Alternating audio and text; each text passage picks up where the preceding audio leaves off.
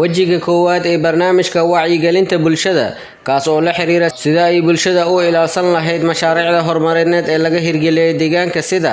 garoonka kubadda cagta xarunta bulshada buundooyinka iyo dayactirka leerarka cadceedda ku shaqeeya qaar ka mid ah dadkii madasha ka soo qayb qaatay ayaa sheegay fahamkooda ku aadan barnaamijkan mashaariicda naloo fuliyay oo naloo qabtay waxay u baahan yihiin in laga badbaadiyo wax magaratada haddii soolarka ka soo dhaco macnaha baalihiisa in la ilaaliyo dayactirkiisa iyo xanaanadiisa saacadaas laga bilaabo waxaan u maleynayaa in dadka aniga laga bilaabo macnaha quseeyo insha Allah taala oo ku nool degmada Baraawe anoo ku hadlaaya afka gudoomiye waaxeedka degmada Baraawe fursad neesiyan inaan ku faa'iideysano sidoo kale inaan ogaano wali uun lan bulshada had wali uun lan iyo wali uun Allah hayno inaan la kala saaro macna tababarkaas maanta aan ka fadhiin alxamdulillah ma hadaas ilaahay isku leh sidoo kale ay ku mahad ilaahay madowga Yurub mahadsantan ma isdhay mana qabanqaabadan iyo qarashaadkan iyo kibaha iyo fursadan neesiyan eed mahadsantan madowga Yurub ma ku codsadaa ina oo noo bilaariyaan asharkan hadii oo la deersi lahay maadaama wadan burbur badan soo mari iyo wal dad maana shacabka iyo wal mufahanaya iyo hadii wal ka fahan lahaa insha Allah ina iyana kaalintii hooda dhaqaajiyaan insha Allah tika lamaad macallimiinta asharada dhiibayaan ma ilahay macallin eed imaasantan saaka halkan waxaan isugu imaanay oo lagu wacyigeliyo sida xoolihii aan ulaasho lahayn xoolaha danta guud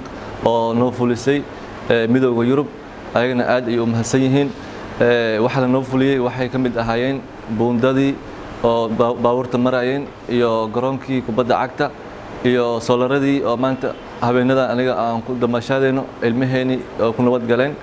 intaas ay noo fulisay ma sha Allah aad ay u mahadsan yihiin saakin halkan waxaan isugu yeeray wax kale ma ahayn kaliya xoolahaas ina ilaashana waxaan la tusinay inay leeyihiin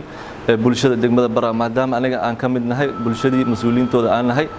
ayaa intaas la noogu wacyigelinayay marka aad ay u mahadsan yihiin ugu horeyso horta halkan waxa ugu mahad celinaya maamulkii oo noo suurtageliyay saaka halkan inaan isugu imaan anigoo nabad qabno gudoomiyaha degmada Baraawe Dr. Liibaan Abuukar Baafe oo madasha ka hadlay ayaa dhankiisa bulshada kula dardaarmay inay ilaalsadaan mashaariicda loo sameeyay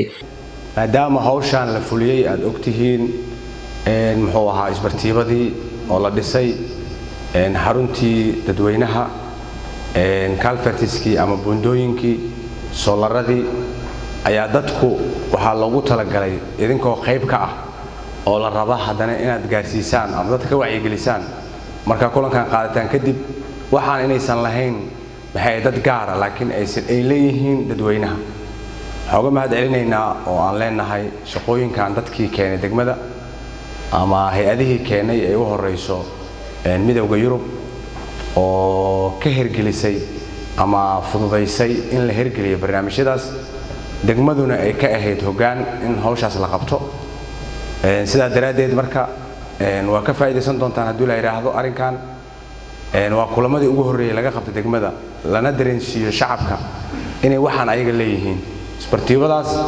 bari kamaan hadda waxyaabaha qaar ku aragtaan ama dad ku dheelay inaad ka celin kartaan buundada qof jijibinaya ama sidoo kale wax u dhimaada aragtaan inaad ka celin kartaan solarka hadduu soo dhaco ama wax gaaraan inaad meeshiisa ku soo celin kartaan ama aad maxay sameeynaysan inaad soo wargelisaan maamulkii si loogu hagaajiyo meeshiisa sidoo kale xarunta community sidoo kale kuwa kale soo socdana waa rajaynaynaa marka muhiimadda waxay tahay inaad ka faa'iideysataan dadka inta maqan aad gaarsiisaan maadaama ay ku jiraan gudoomiye waaxeedyadii degmada oo xaafadii ay ka koobnay degmada wayno furan yahay kulanka shaqo waxaan idin rajaynaa iyo hawl waxaan insha Allah assalaamu calaykum kulankan ayaa ahaa wada tashiga koowaad oo diiradiisu lahayd lahaanshaha mashaariicda maamul wanaaga wacyigelinta bulshada ee mashaariicda doorka iyo mas'uuliyadda guddiga kormeerka mashaariicda gacan ku haynta mashaariicda iyo waaritaankooda wada shaqaynta bulshada iyo maamulka degmada dowladda federaalka Soomaaliya iyo maamulka koonfur galbeed Soomaaliya ayaa iska kaashaday barnaamijkan sidoo kalena midowga Yurub ayaa maalgeliyay